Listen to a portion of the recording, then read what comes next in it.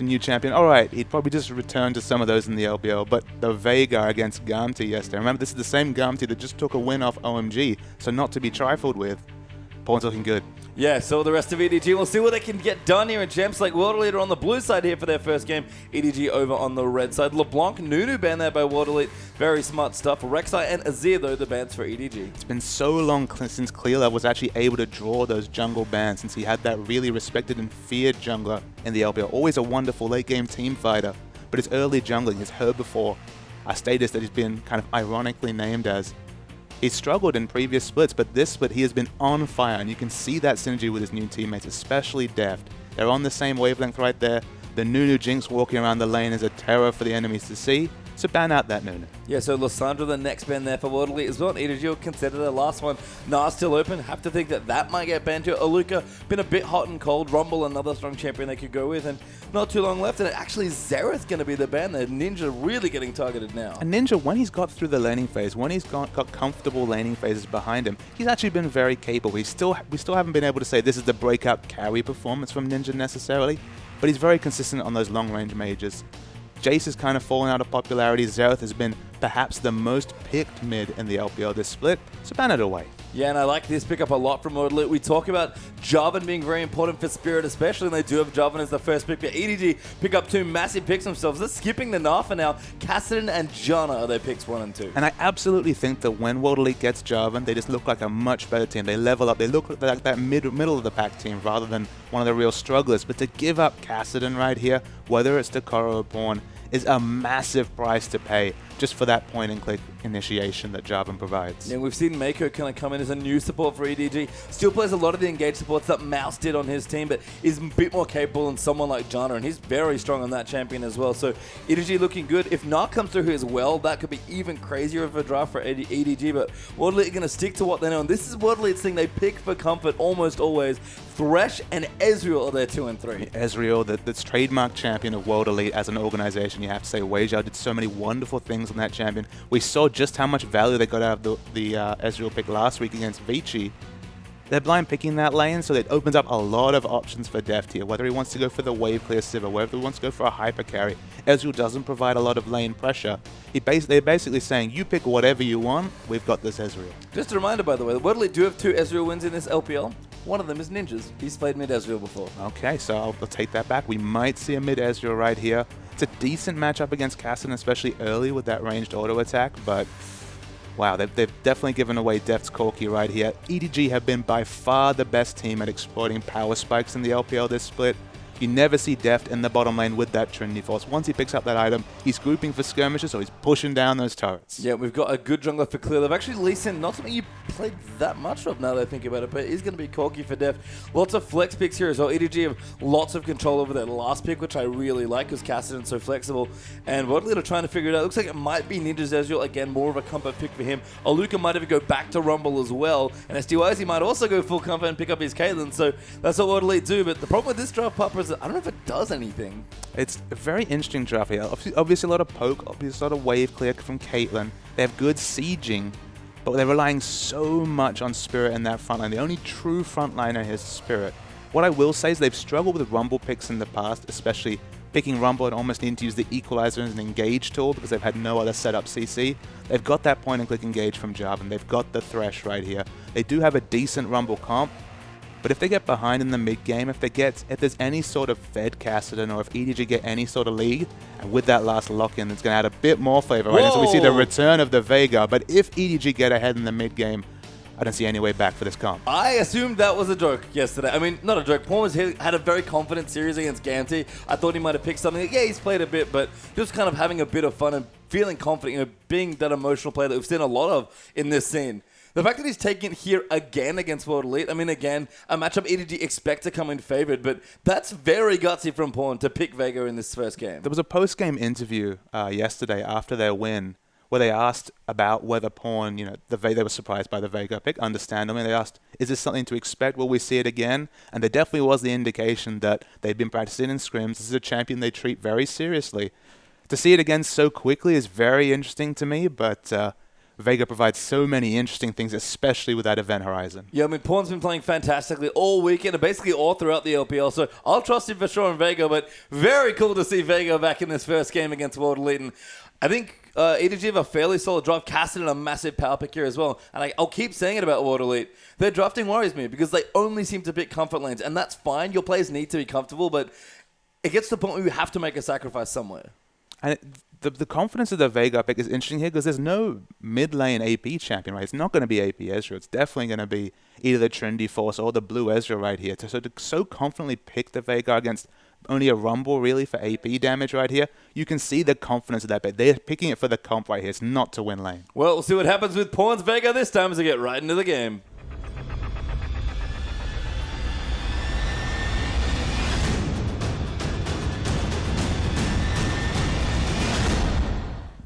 Welcome on to the Rift for this first game between World Elite and EDG. Our last best of two for the evening, though. And we'll see if EDG can go 6-0 in games over this weekend of the LPL and catapult themselves into well and truly into first place. Yeah, I mean, they can open up a massive lead in the standings right here. Something they would not have expected at the start of the day's play. Both the second and third place team have effectively dropped 2 points in games they were expected to comfortably win. So EDG, if they can get their win right here, they just have so much momentum going into the next game week. Well, we've talked a lot about comfortable wins today, and EDG are looking for the same thing here, but no one is comfortable after what's happened today. Insane games today in the LPL. If you've missed somewhere, please check out the VODs when we're done. But right now, we have this game to contend with. And EDG, if any team is going to come into a matchup where they feel favored and look excellent, it's a team like Edward Gaming. They've looked so polished. Yeah, they've just been so consistent. That's been the big thing. Like when we see the best of OMG, that's when the superlatives come out. That's when we're saying best team in the world.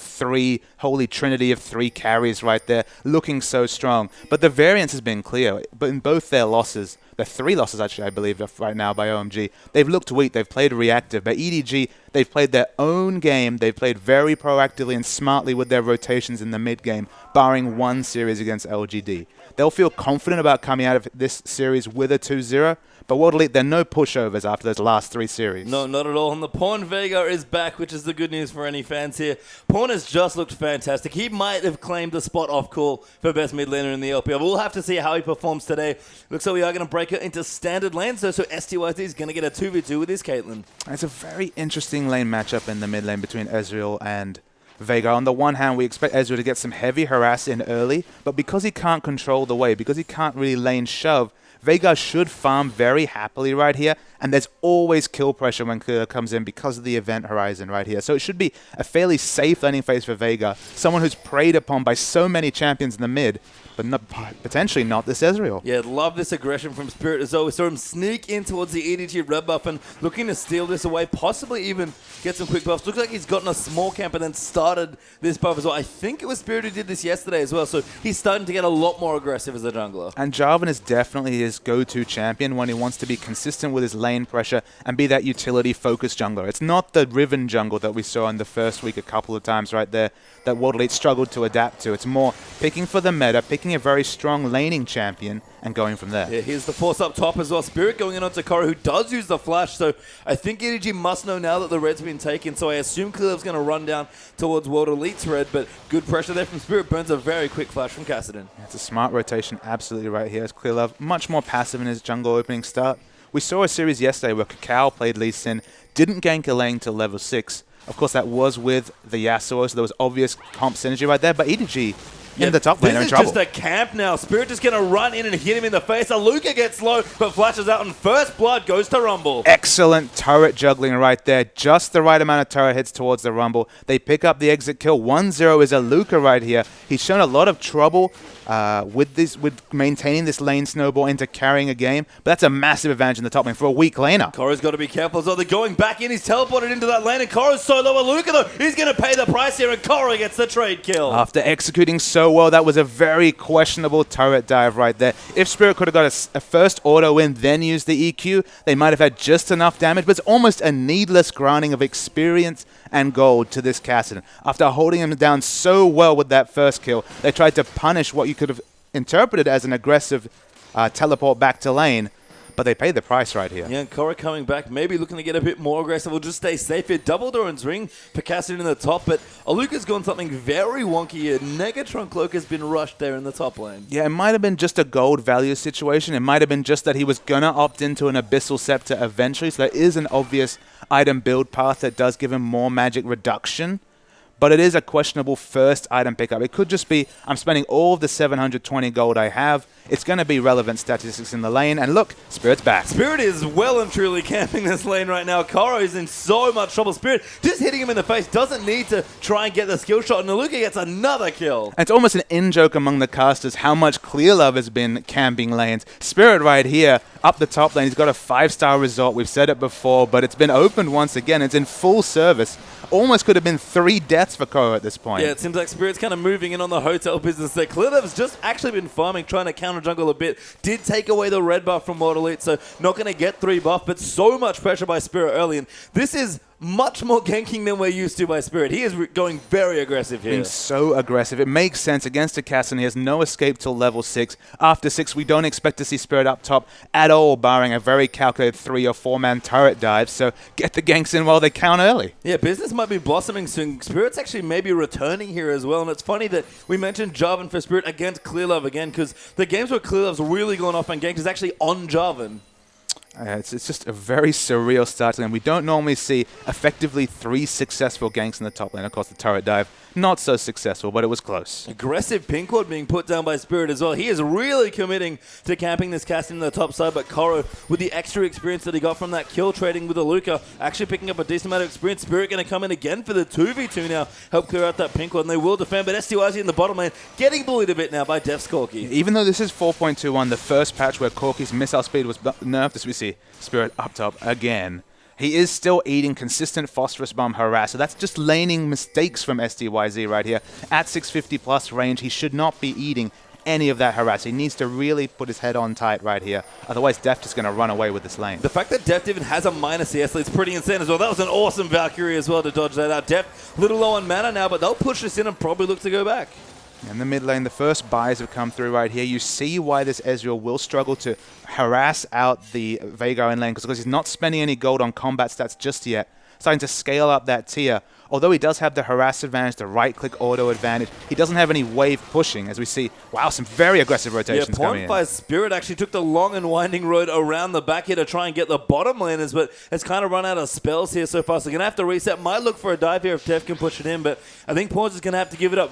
Very fortuitous that Spirit was there looking for him. Well, it almost was the situation there where Porn was the one making up for Clearlove's lack of early game pressure right here. Koro will thank him, just knowing that Spirit's not in the top lane for once. Yeah, that's true. Porn doing a bit of warding, I guess, for himself on the Vega. Did fall behind now in CS, actually, as that Ninja's about 11 up here. Koro going to fight Aluka, but Aluka very strong right now at level 6, especially when the overheated Flame Spit is in his face. And after all the base damage nerfs, and a very early Negatron Cloak coming out here, the harass coming out from Koro, it's just not worth the mana. It's not, the mana to damage cost is not in the advantage of the Kassadin harass right here. He's put 3 points into his Q right here. He hasn't been able to level up that Force Pulse early. That's how you know when a Kassadin's comfortable in lane. He stops maxing the Q and starts putting points in the E, the Force Pulse. And understandably, after that early start, he's expecting to farm from range because Spirit shows up in his lane every other minute. Yeah, not too comfortable here. The Spirit has slowed down a bit, actually towards the bottom side. Now Def going to go into STYZ. Phosphorus Storm just landed, but Spirit's in there. Def with a good little juke will move around. He's actually going to go back in and try and get it done.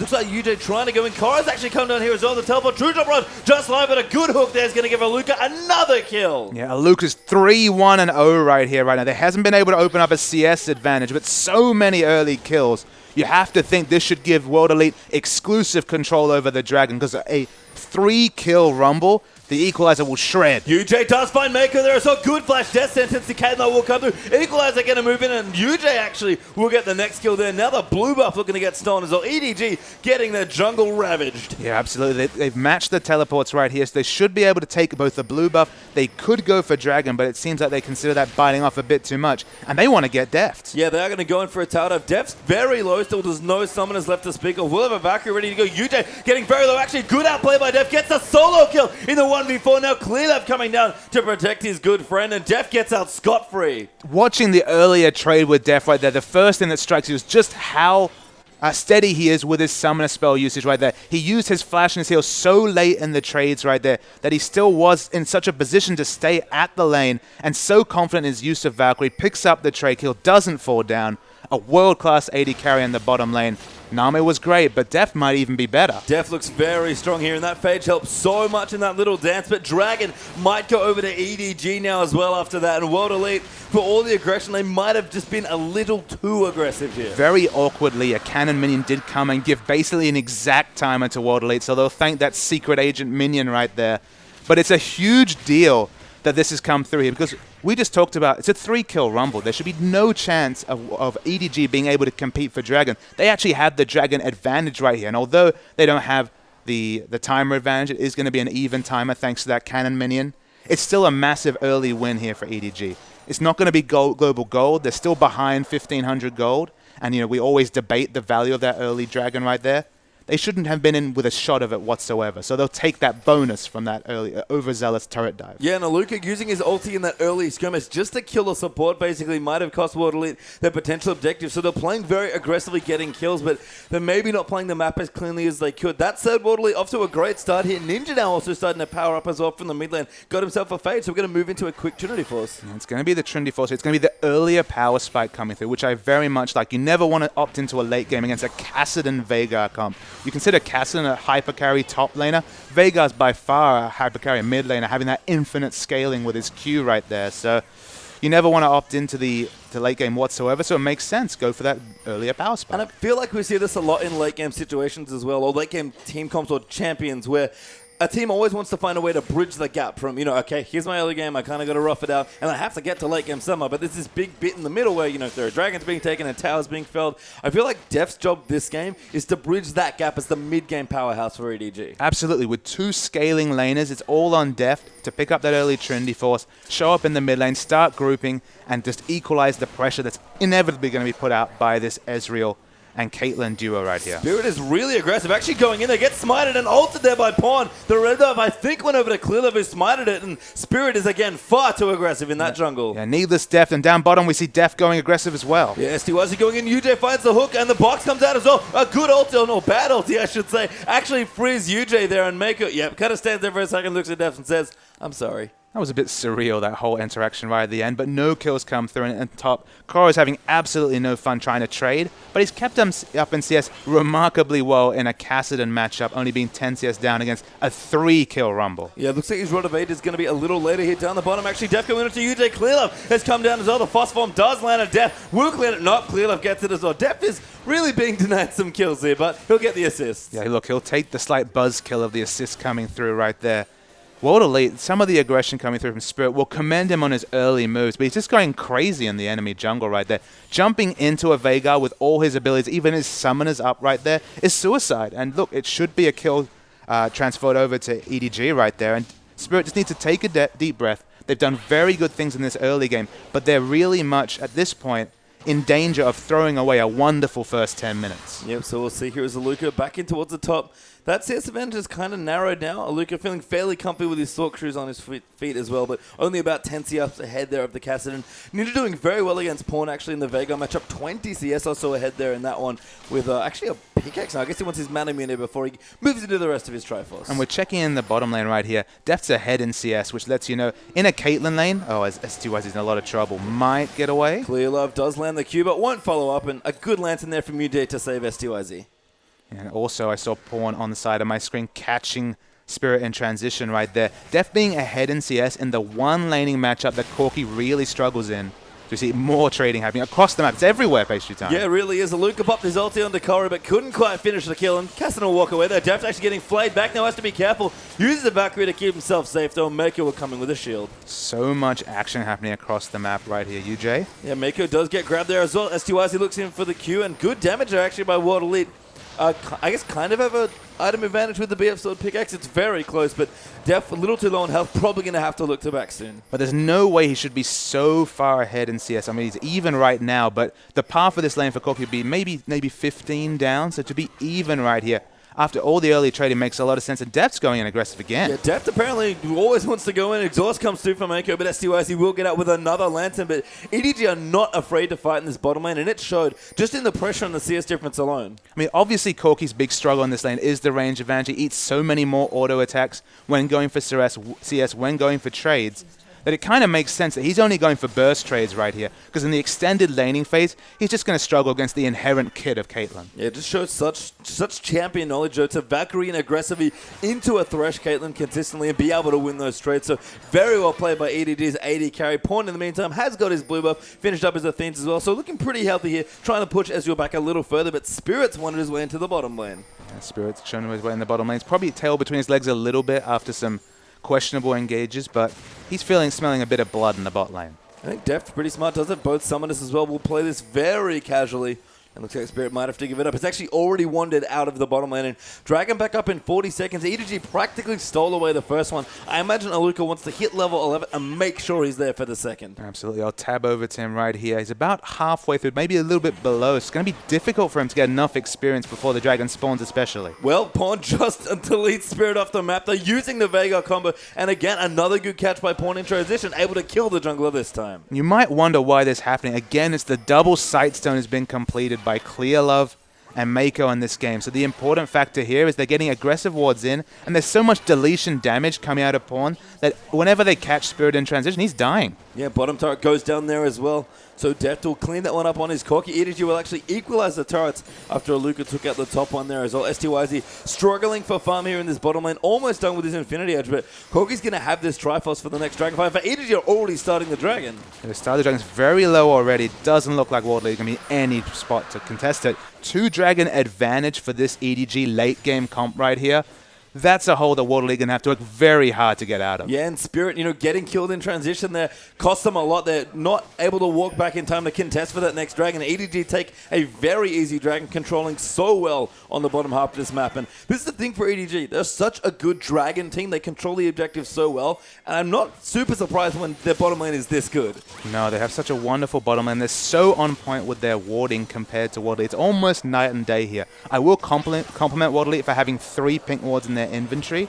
They put down 2 of them, I can see right here, but they're getting the pink wards. They're trying to get back into the vision game right here. But Clearlove, we might criticize his ganking, but the vision control of him and Mako has been excellent. It really has here. And Waddle did do a 5-man group there in the mid to try and to deal some damage to that turret. Ezreal, Caitlyn, not too bad actually when it comes to Siege, they have that there, but couldn't crack the tower with Janna in the way and Pawn helping with the wave clear. Now Pawn coming back to his lane, needlessly large road already done, and the Trinity Force has been finished for Deft. It's such an awkward thing because you have such a good Siege comp between Ezreal and Caitlyn, effectively 2 AD carries, one of them very close to their Trinity Force power spike right here, but you're against Pawn's Veigar, and you have to understand, Event Horizon has a surprisingly large range when it's cast at max range right here. So it's so awkward. You have to be so careful when you get those turret autos in. Against any other champion, basically, it'll be fairly easy for World League to group and siege down a turret. But with just one Event Horizon, a regular ability, EDG can change this game. Yeah, World League are going to push in though, try and take this mid turret. Should look to get it here. Death Sentence just wide there for UJ, but the second turret of the game will go to World Elite here, and they'll be happy to pick that up. Yeah, but EDG were happy with that trade. They have Kassadin free farming in the bot lane. He's actually managed to open up a CS advantage, and that's something that we have to really return to here. Remember just the level of camp we saw in top lane. Spirit with 4 to 5 ganks in the first, 8 minutes of the game right here before Kassadin ever hit level 6. To be ahead in CS at this point, it's a compliment to Koro, but they've managed to find space, EDG, as a team, for Koro to farm safely. The finding space for Pawn as well. And Aluka actually could be in a whole host of trouble. Mako coming in there. Clearlove kicks him back in the face, and Aluka very dead there to Pawn. The equalizer goes down, but no one left to equalize. And if anything, the only reaction there was going to be the 5th member coming in. We saw the teleport was just cancelled by Koro, realizing that kill was definitely sewn up. It's going to be the second outer turret coming down, and EDG's rotations, they're what are giving them a significant advantage over World Elite. And that's been true of EDG basically throughout the LPL so far. They have looked on point as a team with their objective control and their map movement, and they're showing it here again, World Elite with so much aggression, but EDG basically just took it in their stride. And I always love thinking about item timings, power troughs, power spikes. EDG are the one team you want to watch if you want to learn for your ranked team, for your competitive team, how to really take advantage of power spikes. Deft always is grouping with that Trinity Force. It's no coincidence that he has that item. He's with his team. That's when they start to do their transitions, get those picks, and pick up structures. Yeah, and the nice thing about that is it frees up farm for the two mage hyper carries here. Korra and Pawn have been able to pick up more free from now by moving around the map because the core of Janna, Corki, and Lee Sin is so strong and their vision control is so excellent. I mean, just consider that trio right there. Corki is one of the best champions at taking structures. He has those spammable spells to proc the Trinity Force. He's got Janna next to him for disengage, Lee Sin for engage and disengage potential. That three-man unit is so hard to get away from a turret. Meanwhile, Cassidy and Veigar are basically free farming, or they're grouping and have excellent skirmishing. It's just wonderful drafting, but understanding their comp and champions so well, even on these off-meta picks like the Veigar. These rotations are absurd, by the way. 3 towers in about 30 seconds there for EDG, taking out the mid turret there as well.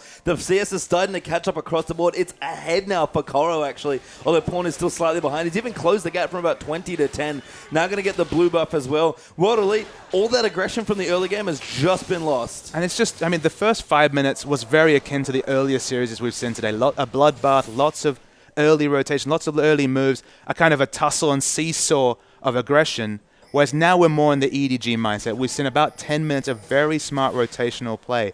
It's just a level above the competition in the LPL, at least consistently. There are times when OMG, they get everything they want, they get the early game, and they look like EDG do on a good day. Same thing about Snake. When they get those early rotations in, they can really blow away a team. But EDG, it's the consistency that we look at them for. And they're so wonderful at understanding when they need to group, when they need to push, when they're on the back foot, when they're on the front foot. They have so much understanding, and that's the mark of a top team. Yeah, well, on the front foot right now, 1,400 gold in the league with the next Dragon up at 1:15. Actually wandering up towards the top, maybe trying to cut off a Luca, but he should be able to complete that recall before it happens. Clearly, actually getting connected to it. Does go in, can't cancel it though. A good wall, but not enough. Yeah, no fortuitous blind Q coming out from Lee Sin right there, so that doesn't pick up a kill. Of course, there was no objective right there, so they didn't need a pick or a rotation right there because there was no objective to pick up. And EDG, the farm is on, and this Cassidy's getting big. Yeah, I mean, so is Pawn. Is actually farmed up to a death cap at 20 minutes in this game, so looking to really burst some people down. You talked about it. It's double AD for Elite, no AP targets. Clear Love does not follow in there on that cube. I think he thought about it there. Didn't have his flash up to kick STYZ back in, but again with Pawn, quick death cap. His ult still scales with AP. There might not be AP base, but you're still going to blow up AD carries. Well, I mean, the deletion potential is always there with Veigar, and we're talking about an Ezreal and a Caitlyn. You know, very low base stats, no magic resistance or maybe 3rd, 4th, 5th item. It doesn't matter that he doesn't get the bonus damage from the AP rage. It's still going to be doing plenty of damage. Yeah, good stun there from Pawn as well. Keep Spirit and Aluka off his back. Dragon is up in 10 seconds.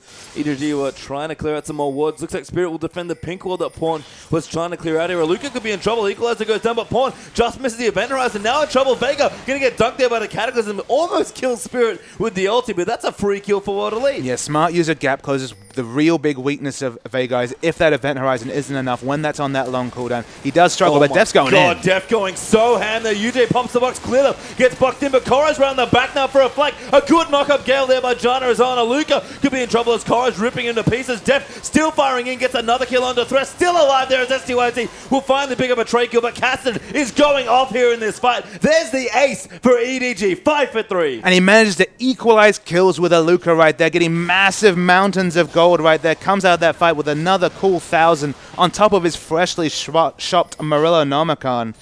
EDG are going off, pastry time. That was a nice teleport for Korra. Let's see it again. We see the replay. Def goes in so aggressively to get the first kill, and watch how long it takes for him to fall. First, it's an excellent defensive flash from Mako to keep Def alive right here. His heal is so late. He managed to get in that extra damage to get STYZ so low, and then it's Ezreal. He's doing a lot of damage, but has no answer whatsoever for Korra.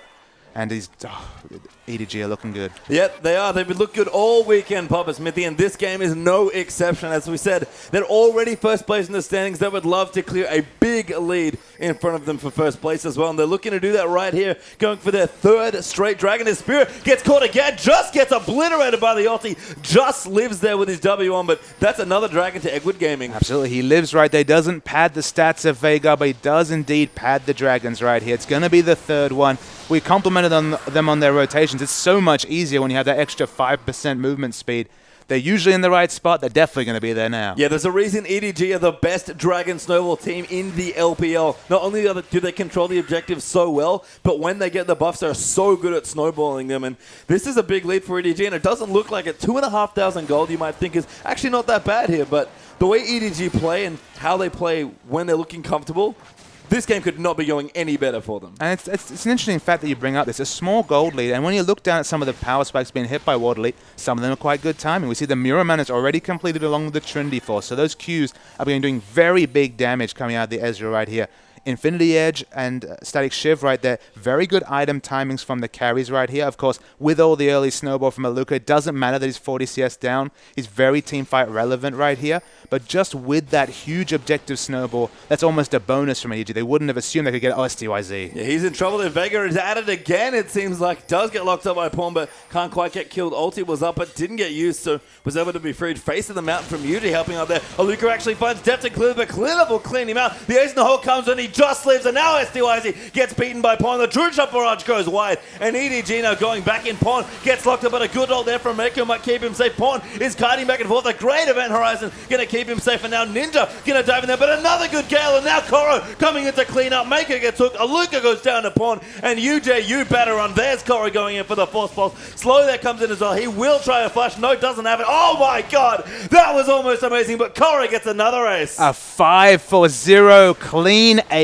coming out from EDG. A 25-minute Baron, they'll start right there. The hero was Mako, of course, because he's picked up so many assists. 10 assists already, and all the global gold that was picked up. Look at that item. He had a 23-minute Mikhail's Crucible. You'll remember they increased the gold cost to stop there being snowball crucibles on the Rift right here. But having it so early was able to use that Crucible on Pawn. He lived when he should have certainly died. And EDG, with 5 members strong, take them down. And full credit to UJ, that flash could not have been timed any better, but Koro had another Rift Walk left, and you can't get away from Cassidy when that happens. EDG really rolling now, 6,000 gold and counting, as my brain just can't really comprehend what's going on. EDG are just playing out of this world, and it's been that way all weekend. And they put that gold to good use. Look at that, a straight Void Staff picked up by Pawn right here.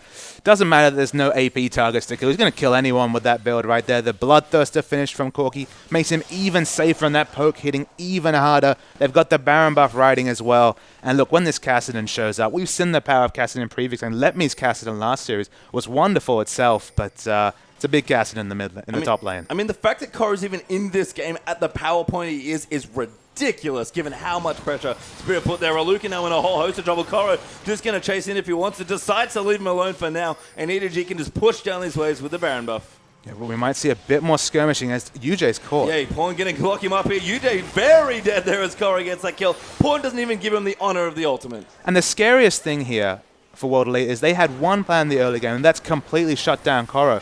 And for that, I give them 10 out of 10. Wonderful, top marks for that. But it's made no difference whatsoever in this game. In so much trouble. Cleanup kicks him back, and Koro gets a kill. Spirit now in trouble. The ulti comes in from Pawn, but Dev cleans out the kill. SDY's him looking to be the next to fall as well. Koro will rift walk himself out of the... But no, he wants to be aggressive, actually. EDG going to keep pushing in the minions. Tier 2 in the bot goes down as well. Dev just goes in with the Valkyrie. Wants to get the kill. Does get it. Aluka will get the trade, but EDG will claim more. That's a great Sonya's coming through for Aluka. Cleanup so low, but does just live in Aluka. Nowhere to go, even with the fancy Sonya's. And EDG almost another ace, but UJ's alive again. Yeah, so many kills. The only thing that stops the ace is, of course, the short death time. We're only 27 minutes into the game. With all these low health bars, you'd think UJ could do something, but of course has no friends to Lantern in whatsoever. They take the bottom lane turret here, and EDG turned on the style. Yeah, the base has been broken now. 10,000 gold ahead for Edward Gaming, and World Elite just going to have to revel in the fact that, you know what, we didn't lose the bottom inhibitor for now. But Edward Gaming have just played themselves into an unbelievable position. Dragon back up in a minute 30, but EDG might not even need that. And we've been remarking on just how long the games have been this weekend. We've seen multiple 45 to 50-minute games as teams have struggled to close out. We've seen some of the lower teams get a massive advantage and just not been decisive. They're not turret diving. They're not playing to their team comp's strengths, but never a concern with the EDG. They know exactly what to do, when to do it, and that's why they make League of Legends look so damn easy. You don't get to be #1 without being this consistent, Papa Smithy, and you better believe they're damn good as well. EDG now going to move through the red side of the enemy jungle, maybe look to steal away the blue buff, maybe push out the top side as well. EDG pretty much have this game at their feet. It's just a matter of what they want to do next. And so a lot of viewers won't be familiar with just how much Edward Gaming dominated the Chinese scene in 2014. Of course, now broadcasting the LPL live, you get to see the EDG of this year, but it's a bit different. And the big difference comes from Pawn in the mid lane right here. Instead of having that wave clear mid laner you, instead of having, drawing out games to the late game and then winning from superior team fighting, they have so many more strengths to their bow right now. They have Pawn who can play initiates. We've seen the Fizz coming out consistently. He can play tankier champions, he can play utility champs, he can play everything. And because they have so many different ways they play, they look so impressive in every victory. Ninja in trouble though, does get out of the stun. Spirit is going to get ulted and dunked there by Pawn. He does cataclysm. Equalizer comes down as well, but EDG going to claim another tier 2 turret. That's 7 towers to 3 now against World Elite, 22 to 18 kills, and just an unbelievable amount of gold. Koro pops his zombies to not get death sentence, and EDG take the 1 kill and leave. Yeah, Mako would have been a bit sad to be just losing a bit of health right there, but it means so little on the overall strength. They've taken the enemy blue buff, they take the red buff. There's no camps whatsoever available to World Elite, and although we've seen some impressive comebacks this weekend, they've got no resources to come back with pastry time. Yeah, I mean, World Elite, you said it before, they have items, they've got good things going on, and they had another great early game, but EDG are just far too ahead in this game. And the other thing with EDG is they're just too in control. This is not a team that drops games when they're this far ahead. And look, we would have said the same thing about OMG, we have to be said, but we've seen this weekend dropping 2 series quite convincingly. They can come out and blow away teams, and that's when they look wonderful, but they can also struggle. But EDG, again, we have to mention, they were convincingly beaten by LGD. That was a very one-sided series, but since then, that was first week. Now in week 4, they've been on a complete tear.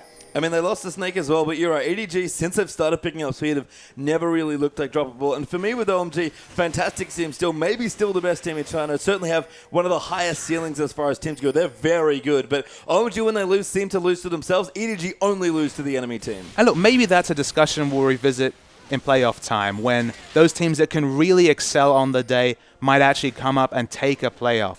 But in a league format, in a long 44-game season, I'm not going to expect any team other than Edward Gaming to be up there at the top if they continue at this pace of the first third of the LPL. And what a pace it is here. EDG just so far ahead. Clearlev is camping bushes now with Mako as they're going to rotate down to see what else they can pick up. Then Hip in the bottom lane is back up, so they'll likely want to take that. Aluka trying to set up some sort of brush here. He's actually got a decent amount of damage on this Rumble. Still has the Negatron cloak from his first back, by the way. Clearlev, though, does spot them out.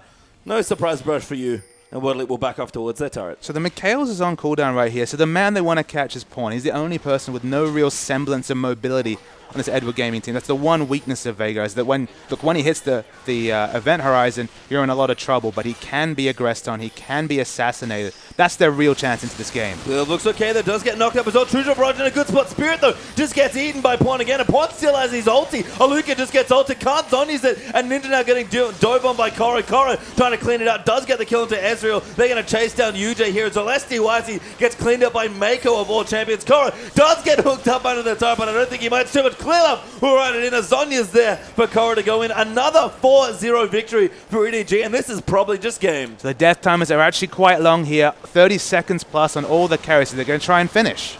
And finish they will here, and in style. EDG have played another fantastic game, almost another perfect game of League of Legends this weekend. That's 5-0 for Edward Gaming, and the only question left for them is in the last game of the weekend, can they go 6-0? Yeah, 6-0 the dream is what we anointed the run they were looking for this week to open up a lead. They would have been mathematically ahead of OMG, whatever the results of other series is, but given the results, they're going to be 5 points clear of Snake, 6 points clear of OMG.